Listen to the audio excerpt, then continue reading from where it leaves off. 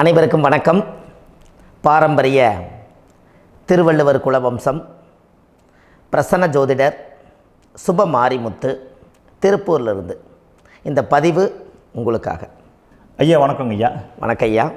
ஐயா இப்போது மக்கள் சார்பாக ஒரு கேள்வி இன்றைக்கி நான் கேட்கலான் இருக்கேன். கேளுங்க ஐயா. ஐயா அதாவது இந்த ஜாதகத்தில் முடக்கு இருக்கு, ஜாதகத்தையும் முடக்கிருச்சு, கண்டிப்பாக அதனால் வாழ்க்கையில் நிறைய பிரச்சனைகள் அப்படின்னு சொல்லி நிறைய பேர் கேட்குறாங்க. கண்டிப்பாங்க ஐயா. இந்த முடக்குங்கிறது என்னங்க ஐயா? அதற்கும் கர்மாவுக்கு ஏதாவது சம்மந்தம் இருக்காங்க ஐயா? ரொம்ப பற்றி சொன்னீங்கன்னா ரொம்ப உதவியாக இருக்குங்க. நல்ல கேள்விங்க ஐயா. இந்த கர்மாவே முதல்ல எங்கேருந்து வருது அப்படிங்கிறது தான் இப்போ நம்ம சொல்ல போகிறோம்.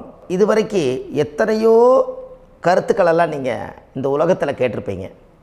ஆனால் இந்த பதிவில் நீங்கள் பொறுமையோடு இந்த கருத்தை ஒரு இனிமையோடு நிதானமாக கேட்டிங்கன்னா உங்களுடைய ஊழ்வினை கர்மா எங்கிருந்து உருவாச்சு, இதனுடைய இந்த கர்மானால் நாம் என்ன கஷ்டப்படுறோம், நாம் இந்த பூமியில் பிறக்கிறதுக்கு என்ன வரம் வாங்கி வந்தோம், நம்ம பாவ புண்ணியமெல்லாம் ஜாதக கட்டத்தில் போய் எப்படி எடுக்கிறது, நம்மளுடைய தோஷம்னு சொல்கிறோமே அந்த தோஷம் எப்படி கிரியேட் ஆகுது, நம்ம இந்த பூமியில் பிறக்கும்போது கொண்டு வந்த கர்மாவா, இல்லை கடவுளே நம்மளுக்கு ஒரு தண்டனையாக கொடுத்த கர்மாவா, இல்லை நம்ம இந்த பூமிக்கு வந்ததுக்கு அப்புறம் செய்த கர்மாவா, இது எல்லாத்தையுமே நம்ம பொறுமையாக கேட்கணும்னா கண்டிப்பாக இந்த பதிவை நீங்கள் பொறுமையோடு கேளுங்க.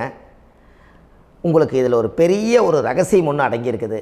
அந்த ரகசியத்தை தான் இன்றைக்கி இந்த உலகத்துக்கு அரங்கேற்றம் பண்ணுறேன்.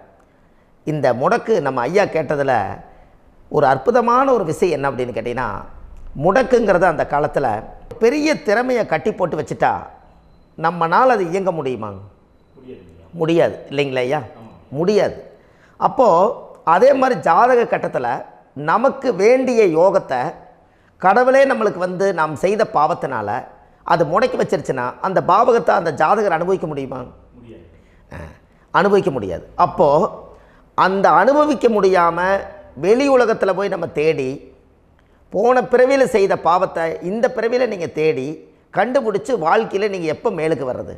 அப்போது அந்த கர்மா 12 ராசி கட்டத்துக்குள்ள 27 நட்சத்திரத்தில் 9 கிரகங்களுக்குள்ள ஒரு பெரிய ஒரு ஆத்துமாத்துமான கர்மா, உங்கள் பூர்வ ஜென்ம கர்மா இதுக்குள்ளே எங்கேயோ ஒரு இடத்துல முடங்கியிருக்குது.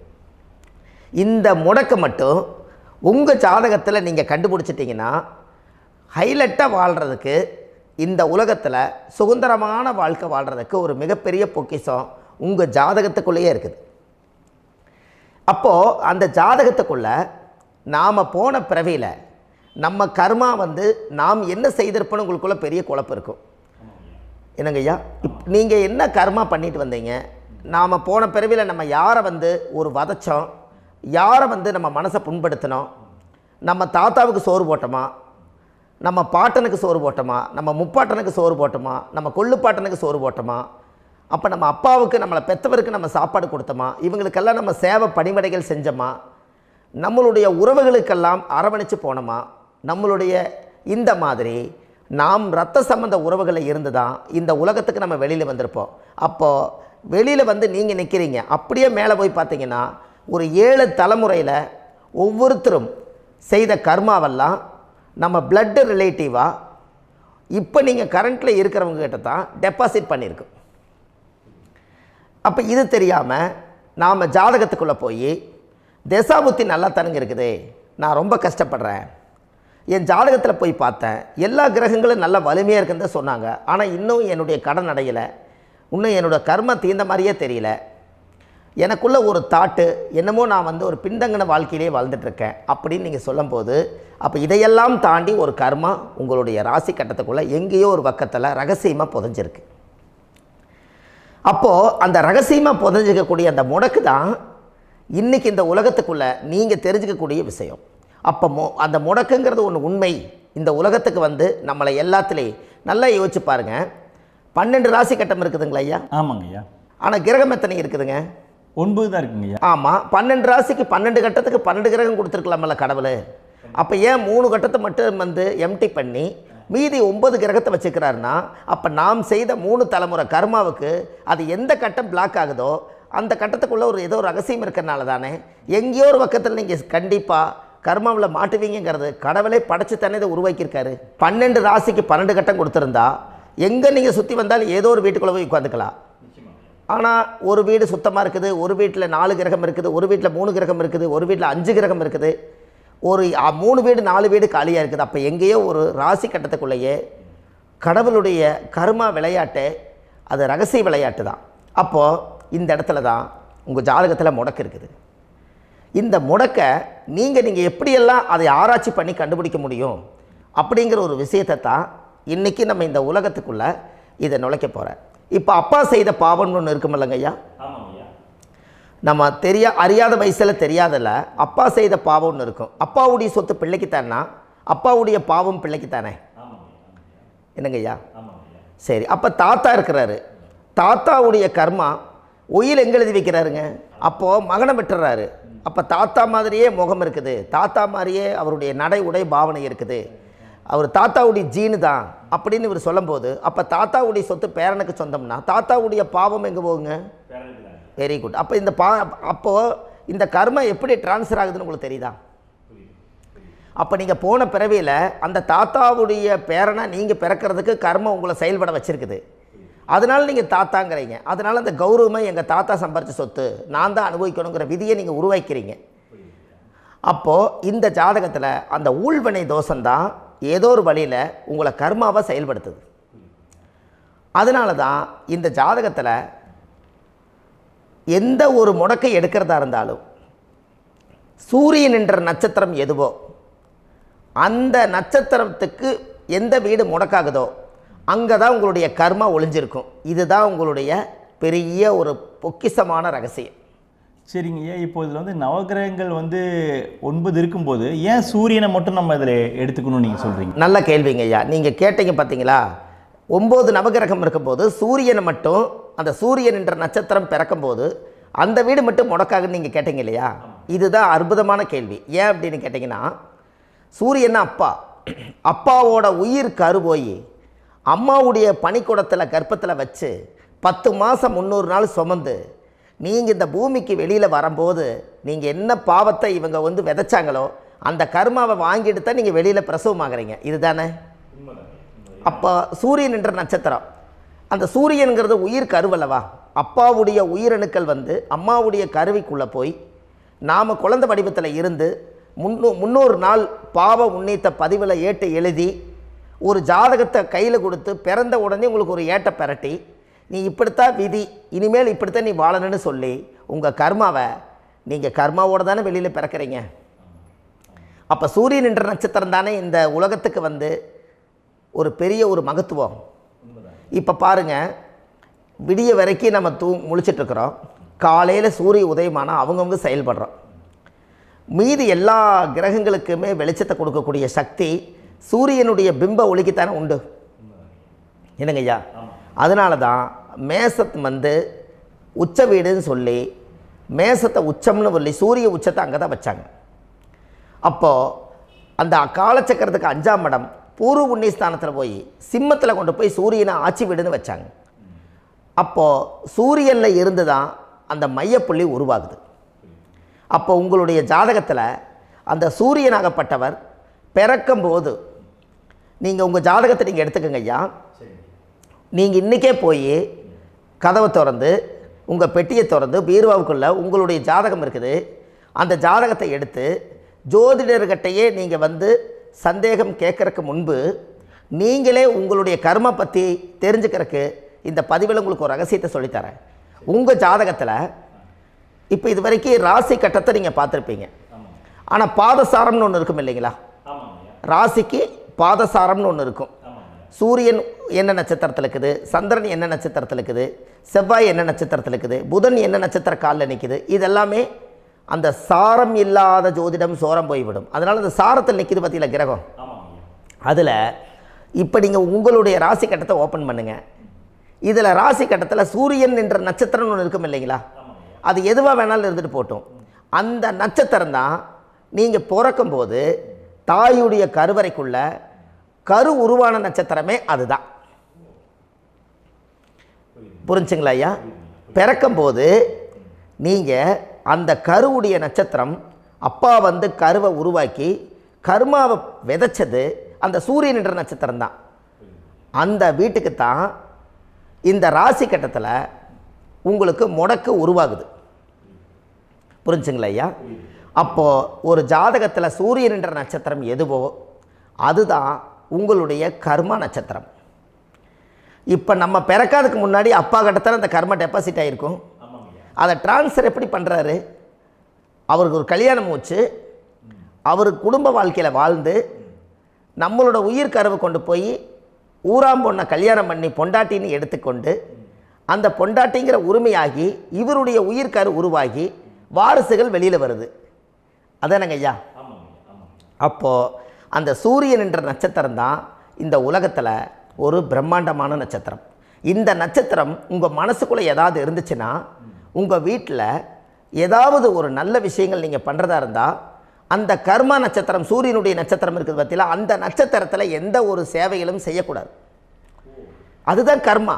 அதை போய் நீங்கள் ஆக்டிவேட் பண்ணி விட்டீங்கன்னா அது முன்னோர்களை வந்து நீங்கள் வந்து தொந்தரவு பண்ண மாதிரி. அந்த கர்ம நட்சத்திரம் தான் உங்கள் வாழ்க்கையில் அது புதஞ்சிருக்கிறதா. இப்போ குழந்தை பிறந்தாலோ சீர் சீமந்தங்கள் நீங்கள் செய்கிறதாலோ கல்யாணம் முக்கிறதுனாலோ உங்கள் ஜென்ம நட்சத்திரத்தன்னைக்கு கல்யாணம் பண்ண வேண்டாம்னு சொல்லிக்கிறாங்கல்லங்க. உங்களுக்கு ஜென்ம நட்சத்திரத்துக்கு முன்னாடி உங்களை உருவாக்குன நட்சத்திரம் தான் ஜென்ம நட்சத்திரம். அப்போ சூரியன் என்ற நட்சத்திரம் அப்பாவுடைய ஜென்ம நட்சத்திரமாக அந்த ஊழ்வினை கர்மம் செயல்படுது. அப்போ அந்த முடக்கு யார் வழியில் வந்தது? முன்னோர்கள் வழியில் வந்தது. முன்னோர்கள் கட்டி வச்சது யாரைய? குலதெய்வத்தை. அப்போ அந்த குலதெய்வத்தை போய் சாமிக்கு போய் வீடு வாசல்லாம் வலித்து குலதெய்வத்தை போய் தேங்காய் பழம் பூ மாலை கல்கண்டு வாங்கி அர்ச்சனை பண்ணி ஒரு அன்னதானம் ஒன்று பண்ணிவிட்டு சாமிக்கு பொங்கல் வச்சு நைவேத்தியம் பண்ணிவிட்டு உங்கள் ஜாதகத்தை வச்சு பூஜை பண்ணிவிட்டு வாங்க. அதுக்கப்புறம் தான் உங்கள் கர்மாவை கண்டுபிடிக்கிறதுக்கு வழியே பிறக்கும். குலதெய்வத்தை வணங்காமல் கோவிந்தா கோவிந்தா என்று பல தெய்வத்தை வணங்கினாலும் பலனொன்றும் இல்லைன்னு அந்த காலத்தில் முன்னோர்கள் சொல்லி வச்சுக்கிறாங்களா இல்லைங்களா? அதனால் கண்டிப்பாக அதை கண்டுபிடிச்சி நீங்கள் அதுக்கு ஒரு நைவேத்தியம் பண்ணால் மட்டும்தான் முதல்ல உங்கள் 5ஆம் பாவம் முன்னோர்கள் அது வேலை செய்யும். குலதெய்வ ஆலயத்துக்கு போயிட்டு வாங்க. போயிட்டு வந்துட்டு இந்த கர்மவினை தோஷத்தை நிவர்த்தி பண்ணுறதுக்குண்டான சரியான பரிகாரத்தை நம்ம எடுப்போம். அப்போது உண்மையாலுமே ஒரு ராசி கட்டத்துக்குள்ளே இந்த மாதிரி ஒரு அந்த கர்ம தோஷம் இருப்பதனால இந்த கர்மா தோஷத்துக்கு அந்த முடக்க தோஷங்கிறத நீங்கள் எடுத்து அதை கண்டுபிடிச்சி அந்த சூரியன் என்ற நட்சத்திரம் எந்த ராசி கட்டத்தில் போய் முடக்காயிருக்குதோ அந்த முடக்கு எந்த பாவகம் வந்து நம்மளுக்கு லாக் ஆகிருக்குதோ அந்த பாவகத்துக்கு உண்டான பரிகாரங்கள் அதுக்குரிய ஸ்தலங்கள் அந்த கோவில்களில் போய் சுவாமிக்கு தேங்காய் பழம் பூமாலை கல்கண்டு வாங்கி அர்ச்சனை பண்ணி நீங்கள் அந்த கோவிலுக்குள்ளே போய் உட்காந்து சாமி கும்பிட்டு வந்தீங்கன்னா உங்களுடைய ஜாதகத்தில் இருக்கக்கூடிய அந்த முடக்கு தோசை நீங்கி வாழ்க்கையில் நீங்கள் எதை சாதிக்க வந்தீங்களோ அந்த சாதனையை நீங்கள் சாதிச்சிட்ருப்பீங்க. புரிஞ்சுங்களா ஐயா? ஏன் அப்படின்னா அந்த முடக்கு நட்சத்திரத்துக்குள்ளே தான் ஒரு தோஷம் இருக்குது. இப்போ அந்த காலத்தில் பாருங்கள் ஐயா, முன்னோர்கள் எல்லாம் நிறைய பேர் கோவில் கட்டி வச்சுட்டு போயிருக்காங்களா இல்லைங்களா? இந்த கோவில் எதுக்காக கட்டி வச்சுக்கிறாங்கன்னா அவங்க கட்டினவங்களுக்கும் அந்த முடக்கு தோஷம் இருந்திருக்குது. ராஜாக்கள் இருந்திருக்குது, மன்னர்கள் காலத்தில் இருந்திருக்குது, ஜமீன்தார் காலத்தில் இருந்திருக்குது. இப்போ அவங்களுடைய அமைப்புகள் எல்லாமே முன்னோர்கள் என்னமோ அறியாமல் தெரியாத தன்னடக்கம் இல்லாத ஒரு கர்மாவை இவங்க செஞ்சிட்டாலும் அதுக்குரிய பரிகார ஸ்தலங்களை கொண்டு போய் அந்த காலத்திலே ஜாதகம் பார்த்து நம்ம வந்து முன்னோர்களுடைய பாவத்தை நாம் செய்த பாவத்தையும் தீர்த்துட்டு நமக்கு கீழே அடுத்த சந்ததிகள் அடுத்த தலைமுறைகள் வந்தாலும் இந்த கோவில்களுக்கு வந்து விளக்கு போட்டு சாமி கும்பிட்டு இந்த மண்ணை மிதிச்சுட்டு போனால் அன்னையோடு அந்த கர்மா தீருங்கிறது அந்த காலத்திலேயே முடக்க தோஷ பரிகாரத்தை கோவில் வழியில் அந்த காலத்தை திசை திருப்பி வச்சுருக்காங்க. அப்போ நீங்கள் கோவிலுக்கு போகாமல் கண்டிப்பாக இந்த பரிகாரத்தை நீங்கள் உடைக்க முடியாது. ஏன் உடைக்க முடியாதுன்னா இப்போ நீங்கள் எத்தனை வருஷம் வாழ்கிறீங்க ஐயா? 120 வருஷமே வச்சுக்கோங்க. சூரியன் திசை 6 வருஷம், சந்திரன் திசை 10 வருஷம், செவ்வாய் திசை 7 வருஷம், ராகு திசை 18 வருஷம், குரு திசை 16 வருஷம், சனி திசை 19 வருஷம், புதன் திசை 17 வருஷம், கேது திசை 7 வருஷம், சுக்கிரன் திசை 20 வருஷம். இப்போ நான் சொன்ன டோட்டலெல்லாம் கூட்டிங்கன்னா 120 வருஷம் வரும். இது ஒரு மனிதர் பிறந்து பூரண ஆயுளோடு வாழ்ந்தால் இந்த 120 வருஷம் வாழ்ந்தால் அவர் இந்த பூலோக பதவி விட்டு சிவலோக பதவி போயிடுவார்.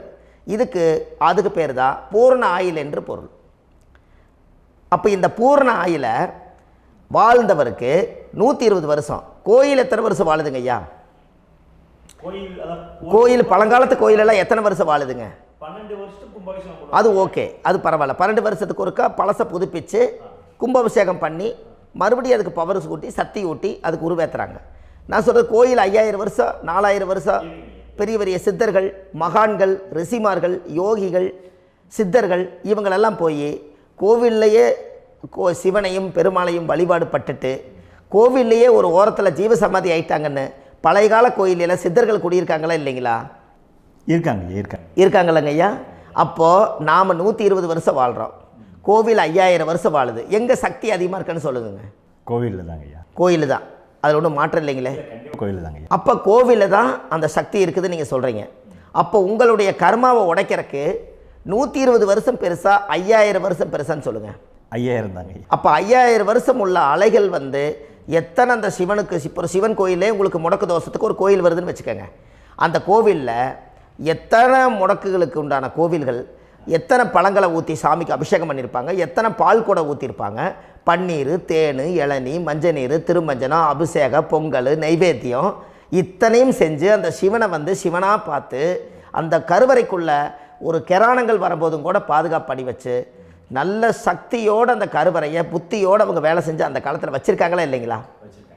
அப்போது நம்ம வீட்டை அவ்வளோ சுத்தமாக வச்சுருக்க முடியுமா? என்னதான் வாஸ்து இருந்தாலும் முடியாது இல்லைங்களா? அப்போது அவ்வளவு ஒரு பவர்ஃபுல்லான கோவில் அந்த முடக்கு தோஷத்துக்குள்ளே ரகசியமாக அந்த கோயில் அடங்கியிருக்குது. உங்கள் ஜாதகத்துக்குள்ளே உண்மையாலுமே ஊழ்வினை கோயில், கர்மவினை கோயில் அதுக்குள்ளே இருக்குது. அந்த ஜாதகத்தை கணிச்சு பார்த்தா கரெக்டாக உங்களுடைய ஜாதகத்தில் அப்பாவுடைய கருவறையிலேருந்து உயிர் உருவாகிற நேரத்தில் இருந்து இப்போ வரைக்கும் நீங்கள் கரண்ட்டில் வாழ வரைக்கும் அந்த கர்ம கூட வர்றதை ஒரே ஒரு இடத்துல போனால் மட்டும்தான் விட்டுட்டு வர முடியும். அது எந்த வீடு அப்படின்னு கேட்டால் உங்களுக்கு வந்து அப்பாவுடைய கர்மா வழியில் போய் அந்த கோவில் பழையகால கோயில், பழையகால தெய்வங்கள், அந்த கோவில் தான் உங்கள் ஜாதகத்துக்குள்ள ரகசியமாக இருக்கும். அது ஏன் இந்த பதிவில் உங்களால் சொல்ல முடியாது அப்படின்னா, இந்த பதிவில் ஏன் உங்க சொல்ல முடியாதுன்னா உங்கள் ஜாதகம் தெரியாமல் என்ன கோயிலை நீங்கள் சொல்லுவீங்க? இப்போ பொதுவாக ஒரு நட்சத்திரத்துக்கு ஏதோ ஒரு கோவிலை அவங்க சொல்லி நீங்கள் போயிட்டு வர்றீங்கன்னு வச்சுக்கோங்க. ஆனால் அது வேலை செய்யலைன்னா நம்மளுக்கு என்னங்க இவ்வளோ கஷ்டப்பட்டு போய் அதை பலனடையிலேன்னு கேள்வி கேட்டக்கூடாது. உங்கள் ஜாதகத்தை நீங்கள் கொண்டாங்க, உங்கள் டேட் ஆஃப் பர்த் டயத்தை போட்டு ஜாதகத்தை கணிச்சு நீங்கள் சூரியன் என்ற நட்சத்திரத்துக்கு உங்களுடைய கர்மவினை கோவில் யார், உங்களுடைய முடக்கு யார், ஊழ்வனை தோஷத்துக்கு உண்டானவர் யார், தாய் வழி கர்மா யார், தந்தை வழி கர்மா எது, நீங்கள் பிறக்கும்போது வந்த கர்மா என்ன, இது எல்லாம் கணிக்காமல் பொதுவாக ஒரு கோயிலில் போய் நீங்கள் பாட்டுக்கு சாமி கும்பிட்டு வந்தால் பலன் எப்படி கிடைக்கும்? கண்டிப்பாக கிடைக்காதுங்க ஐயா. என்னங்க ஐயா? அது தெரிஞ்சு பண்ணாதான் சரியா? ஒரு டாக்டர்கிட்ட போகிறீங்க, என்னை அப்படியே ஸ்கேன் பண்ணி ஒரே ஒரு மாத்திரை கொடுங்கன்னு கேட்டால் டாக்டர் கொடுப்பாருங்களா? அவர் என்ன பிரச்சனை இருக்குதோ அதை முதல்ல கண்டுபிடிச்சி ஸ்கேன் பண்ணி பார்த்து ரிப்போர்ட் எடுத்து அது மூலியமாக தான் கொஞ்சம் எடுத்து ஐயா உங்களுக்கு இந்த பிரச்சனை, இதுக்கு தீர்வுக்கு இதுக்குண்டான மெடிசன், இது இப்படித்தான் சாப்பிடணும்னு அது முறையாக சொல்லி அந்த உயிர் வாழ வைக்கிறாரு டாக்டர். அவர் ஒரு தெய்வ வடிவத்தில். கரெக்டுங்களா ஐயா? அப்போ உங்களோட கர்மா எங்கே செயல்படுது அப்படின்னா இந்த முடக்க நீங்கள் இந்த பதிவில் தெரிஞ்சுக்கங்க. அதுக்குரிய நட்சத்திரம் என்னன்னு தெரிஞ்சு வச்சுங்க. உங்கள் ஜாதகத்தில் சூரியன் என்ற நட்சத்திரத்தை எடுத்துக்கங்க. அந்த வீட்டுக்கு முடக்க இந்த பதிவில் எந்த வீடு லாக் ஆகிருக்குதுங்கிறத நான் உங்களுக்கு இந்த வீட்டில் சொல்கிறேன். அந்த வீட்டு நீங்கள் பாருங்கள், உங்களுடைய லக்கணத்துக்கு அது எந்த வீடு. இப்போ லக்கணத்துக்கு ஒரு 7வது வீடுன்னே வச்சுக்கோங்க. அப்போ லக்கணத்துக்கு 7வது வீடே முடக்கு. அப்படி ஒரு முடக்கு ஆகிப்போச்சுன்னா ஒரு ஜாதகத்தில் லக்கணம் தான் 1, 7ஆம் இடம்ங்கிறது மனைவி ஸ்தானம். ஒரு ஆணுடைய ஜாதகத்துக்கு 7ஆம் இடம் தான் மனைவி. அவருக்கு நல்ல மனைவி அமையாமல் ஆடம்பரம் இருந்தும் வீடு அரண்மனை மாதிரி இருந்தும் அந்த மனைவியை ஒரு சந்தோஷமாக அவர் அனுபவிக்க முடியாது. புரிஞ்சுங்களா ஐயா? சந்தோஷமாக அனுபவிக்க முடியாது. ஏன் அப்படி? 7ஆம் இடத்துல தான் அவரோட கர்மா உட்கார்ந்துருக்குது. கரெக்டாக சொன்னீங்க. 7ஆம் இடத்துல தான் அந்த கர்மா உட்கார்ந்துருக்குது. அப்போ அந்த 7ஆம் இடத்துல இருக்கக்கூடிய அந்த கர்மா போன பிறவியில் நீ மனைவிக்கு சோறு போடாமல் மனைவியை கட்டி வச்சு அடிக்கிறதும், மனைவியை துன்புறுத்துறதும், அந்த மனைவி இருக்கவே இன்னொரு வாழ்க்கைக்குள்ளே போகிறதும், இங்கே வாழ வேண்டிய தாம்பத்திய சந்தோஷத்தை கொண்டு போய் இன்னொரு இடத்துல கொடுக்கறதும், தெரிஞ்சிருந்தே நம்மளுடைய மனசுக்குள்ளே திருடுத்தனமாக வாழ்கிறதும், இது எல்லா கர்மாவும் போன பிறவியில் நாம் செய்த ஊழ்வினை கர்மா தான் உங்கள் ஜாதகத்தில் 7ஆம் இடம் முடக்கு. அப்போ அந்த 7ஆம் இடம் முடக்கா இருந்துச்சுன்னா கண்டிப்பாக உங்கள் ஜாதகத்தில் நீங்கள் என்ன அனுபவிச்சிட முடியும்? நல்ல நண்பர்கள் கிடைக்க மாட்டாங்க, நல்ல ஒரு பார்ட்னர்ஷிப் அமையாது, நல்ல ஒரு நட்பு வட்டங்களில் எதையும் அனுபவிக்க விடாது, ஒரு அங்கீகாரமான உறவுகளில் போய் நம்ம ஸ்ட்ராங்காக நிற்க முடியாது. 7ஆம் இடம் என்பது தாம்பத்திய வாழ்க்கை, பூர்த்தி இல்லாத வாழ்க்கையாக இருக்கும். இப்படியெல்லாம் அந்த ஜாதகத்தில் ஒரு பொதுவாக ஒரு ஜாதகத்தில் 7ஆம் பாவம் முடக்காயிட்டால் இந்த கர்மாவை அவர் அனுபவிச்சுக்கிட்டே இருப்பார். இது எப்போத்தான் அதுக்கு ஒரு தீர்வு வேணுங்கய்யா? அந்த கோயில் எதுன்னு நீங்கள் கரெக்டாக சொன்னீங்க. இப்போ இது மனிதனால் செயல்படுது. மனிதர்கள் தான் கோயிலை கட்டி வச்சாங்க. தெய்வத்தை விட ஒரு காலத்தில் மனிதர்களுக்கு மகிமை ஜாஸ்தி. ஏன்னா சாதாரண ஒரு மண் பூமியாக இருந்த இடத்த மனிதர்கள் தான் கோயில் கட்டி ஒரு மகிமைப்படுத்தி புண்ணியம் பண்ணி வச்சாங்க. மனிதர்களுக்கு சக்தி அதிகம்தான், ஆனால் பிரபஞ்சத்துக்கு அதை விட சக்தி அதிகம் அல்லவா? ஐயா, நீங்கள் கோவிலுக்கு போய் அந்த கர்மா உடைக்கிறதுக்கு கோவிலில் சக்தி இருக்குது, ரைட்டு. ஆனால் நம்ம வீட்டுக்கும் கோயிலுக்கும் ஒரு மிகப்பெரிய தொடர்பு என்னென்னா, அந்த கோயில் கட்டுறவங்க எல்லாமே பழைய காலத்து கோயிலெல்லாம் பாருங்கள், பஞ்சபூதத்தை வச்சு கட்டியிருப்பாங்க. பஞ்சபூதத்தை வச்சு தான் கட்டுவாங்க கோயில். அது உங்களுக்கு தெரியணும் இல்லைங்களா? பஞ்சபூதம்னா நீர், நெருப்பு, காற்று, பூமி, ஆகாயம். இந்த பஞ்சபூதத்தினுடைய சக்திகள் எல்லாம் ஒரே நேர்கோட்டுக்கு என்னைக்கு வருதோ அன்னைக்கு தான் அந்த கோவிலுடைய பாலக்கால் போட்டு 1000-2000 வருஷம் நிலச்சி நிற்கிறது. காரணம், இந்த பிரபஞ்சத்தில் பஞ்சபூதம் எப்படி நிலச்சி நிற்குதோ அதுபோல் 5000 வருஷம் நிற்கிறதுக்கு அந்த பஞ்சபூத சக்தி வச்சு தான் சாமி சிலையை பிரதிஷ்டை பண்ணி வச்சுருப்பாங்க. அதனால தான் இந்த கோயில்கள் எல்லாம் 5000 வருஷமாயும் எத்தனையோ கிராணங்களை எல்லாம் தப்பிச்சிருக்கிறதுக்கு காரணம். அப்பேற்பட்ட புண்ணிய ஸ்தலம் உங்களுக்கு எதுன்னு தெரியணும் அல்லவா? என்னங்க ஐயா? அப்பேற்பட்ட புண்ணிய ஸ்தலம் உங்களுக்கு எதுன்னு தெரிஞ்சால் தானே நீங்கள் போய் செய்ய முடியும், இல்லாட்டி கண்டிப்பாக தெரியாது. அப்போ இந்த முடக்கு தோஷத்தை கடவுள்கிட்ட கொண்டு போய் ஒப்படைக்கணும். நாம் பிறக்கும் போது கொண்டு வந்த கர்மாவை நாம் இருக்கும் காலத்தில் கொண்டு போய் இந்த கர்மாவை சுத்தப்படுத்தி, நீங்கள் பாவ ஆத்மாவை இந்த பூமியில் பிறந்து பூலோகத்தில் எல்லா புண்ணியத்தையும் செஞ்சுட்டு இந்த பூலோகத்தை விட்டு நீங்கள் போகும்போது புனித ஆத்மாவாக போகணுன்னா உங்கள் கர்மாவை கொண்டுட்டு போகாதீங்க, கர்மாவை நிவர்த்தி செய்யுங்க. என்னங்க ஐயா? அப்போ கர்மாவை சுத்தப்படுத்துங்க. கர்மாவை சுத்தப்படுத்திட்டு உங்களுக்கு பிறக்கிற குழந்தைகளுக்கு அந்த கர்மாவை டிரான்ஸ்ஃபர் பண்ணாமல் உங்களோட நில் பண்ணுங்க. ஒரு உதாரணம் சொல்லட்டுங்களா ஐயா? ஒரு காந்தம் ஒன்று இருக்குது இல்லைங்களா? ஒரு காந்தம்ங்கிறது ஒரு தாத்தாவாக வச்சுக்கோங்க. ஒரு இரும்பை கொண்டு போய் வச்சா ஒட்டு மோட்டாதா? அப்போ ஒட்டுனோடனே காந்தம்ங்கிறது தாத்தா, அவருக்கு பிறந்த வாரிசுக்கு அந்த கர்ம டிரான்ஸ்ஃபர் ஆயிருமா? சரி, இன்னொரு இரும்பை கொண்டு போய் வைங்க, ஒட்டு மோட்டாதா? அப்போ அது பேரனுக்கு வைங்க, பேரனுக்கு வந்துருச்சு அந்த கர்மா. இன்னொரு இரும்பை கொண்டு போய் வைங்க, அந்த காந்தத்துக்கு நேர் இன்னொன்று வைங்க, ஒட்டு மோட்டாதா? அப்போ அதை கொண்டு போய் நம்ம கொள்ளு பேரனுக்கு வைங்க. இப்படியே டிரான்ஸ்ஃபர் ஆகி தலைமுறையாக இந்த கர்மா தொடர்ந்துக்கிட்டே இருக்குது. இந்த இடத்துல கொண்டு போய் காந்தத்துக்கு இரும்பு ஒட்டிகிட்டே இருக்குதுல்ல, இந்த இடத்துல ஒரு மரக்கட்டை செஞ்சு கொண்டு போய் கரெக்டாக வச்சுக்கினே போட்டுமா? அந்த மரக்கட்டையை கொண்டு போய் வைக்கிறவர் யார்? மரக்கட்டை வச்சுட்டு அடுத்த வாரிசு புனிதமாக பிறந்துட்டு அந்த மேலே இருக்கிற கர்மாலாம் இந்த அடுத்த இதுக்கு வராதில்ல. இதுதாங்க ஐயா கர்மா. தொடர்ந்து வரக்கூடிய கர்மாவை அதை நில் பண்ணணுங்கிறதுக்கு பேர் தான் இந்த உதாரணத்தை சொன்னவங்களுக்கு. அப்போ நாம் இந்த பூலோகத்தில் நம்ம ஒரு தாயுடைய கருவறையில் இருந்து தொப்புள் கொடி அறுக்கும் நேரம் நாம் என்ன கர்மாவை வாங்கி வந்திருந்தாலும் அதையெல்லாம் ஆராய்ச்சி செய்து ஜாதகத்தில் முழுமையாக கண்டுபிடிச்சி ஒரு காலம் இல்லைனாலும் ஒரு காலம் நம்ம நல்லா இருக்கிறதுக்காக, நம்ம வாரிசுகள் எல்லாம் நலமடைஞ்சு வளமடைஞ்சு வர்றதுக்காக இந்த கர்மா தோஷத்தை கரெக்டாக கண்டுபிடிச்சி சரியான கோவிலுக்கு போய் நீங்கள் கர்மாவை நிவர்த்தி பண்ணி அங்கே பூஜை புனஸ்தானங்கள், சகசரநாம பூஜைகள், ஓமங்கள், வழிபாடுகள் இதெல்லாம் நீங்கள் செஞ்சு உங்களுடைய பாவத்தை எல்லாம் கழித்து உங்கள் ஜாதகத்தவே யோகமாக மாற்ற முடியும். கண்டிப்பாக மாற்ற முடியும். ஏன்னா நம்ம யாரை நம்பி செய்கிறோம்? சரியான கடவுள்கிட்ட வழிகாமிக்க போகிறோம். அப்போ கடவுள் பொய்யாயிருவாரா? ஐயா நம்ம அதாவது அந்த காலத்தை சொல்லுவாங்க, சத்தியுள்ள சாமி கும்பிட்டு புத்தி உள்ள உள்ளே பெக்கணும்னு சொன்னாங்க. 16 வதபதன்னு பெக்கலை, எல்லாம் அறிவோடு பெற்றாங்க. அதனால் எல்லாமே தாய் தந்தைகள் பேச்சை கேட்டாங்க. அன்றைக்கி எல்லாருமே தாய் தந்தைகளுக்கு தூணாக நின்னாங்க. அப்போ அந்த காலத்தில் சத்தியுள்ள சாமி கும்பிட்டு புத்தி உள்ள உள்ளே பெக்கணும்னு சொல்லி அன்றைக்கி அறிவோடு பெற்று இந்த கர்மாவை ஆளுக்கு ஒரு கர்மாவை டிரான்ஸ்ஃபரை பிரித்து எல்லாரும் சுத்தப்படுத்தினாங்க. இன்றைக்கி நம்ம ஒரு குழந்தை 2 குழந்தை பெற்று வச்சுருக்கோம். அவங்களுக்கே இவ்வளவு கர்மா வந்துருச்சுன்னா இந்த குழந்தைகளுக்கு என்னைக்கு இந்த கர்மாவை போய் கண்டுபிடிச்சி நீங்கள் எப்போ சரி பண்ணுவீங்கன்னு. அப்போ இந்த வாழ்க்கையில் ஏதோ ஒரு பிரபஞ்ச சக்தி நம்மளை அறியாமல் என்னமோ ஒரு இயக்கத்தில் கொண்டு போய் விட்டுருச்சுங்களா? அப்போ இனிமேலாவது இந்த கர்மாவில் இருந்து கண்டிப்பாக நம்ம நிவர்த்தி ஆகணும்னு சொன்னால் இந்த முடக்கு தோஷத்தை யாரெல்லாம் கண்டுபிடிச்சி இந்த ஊழ்வினை கர்மாவில் இருந்து நாம் கருவறையில் சுமக்கும் போது 10 மாதம் நீங்களாம் என்னென்ன நினச்சிருப்பீங்க? அதாவது கருவறைக்குள்ள கருப்பாக ஒரு பிண்டம் இடப்பக்கம் கிடக்கையில் இந்த பூமிக்கு வரும்போது நீங்கள் என்னென்ன நினச்சிருப்பீங்க? இந்த பிறந்ததுக்கு அப்புறம் வந்து தான் அம்மா தெரியுது, அப்பா தெரியுது, தாத்தா தெரியுது, பாட்டி தெரியுது, இந்த உலகத்தில் கண்கொள்ளாத காட்சிகள் எல்லாம் தெரியுது, எல்லாம் தெரியுது. ஆனால் 10 மாதம் உங்கள் வாழ்க்கையில் நீங்கள் இருக்கும்போது நீங்கள் என்னென்னலாம் நினச்சி இந்த பதிவில் இறைவன் கொடுத்தாரோ அதையெல்லாம் அனுபவிக்கத்தான் வந்தீங்க. அதுக்கு இடையில இருக்கிறதான கர்மா. இந்த ஒரு விஷயம் உங்களுக்கு கிடச்சிருச்சுன்னா நீங்கள் எல்லாருமே ராஜயோகமாக பிழைப்பீங்கள்ல.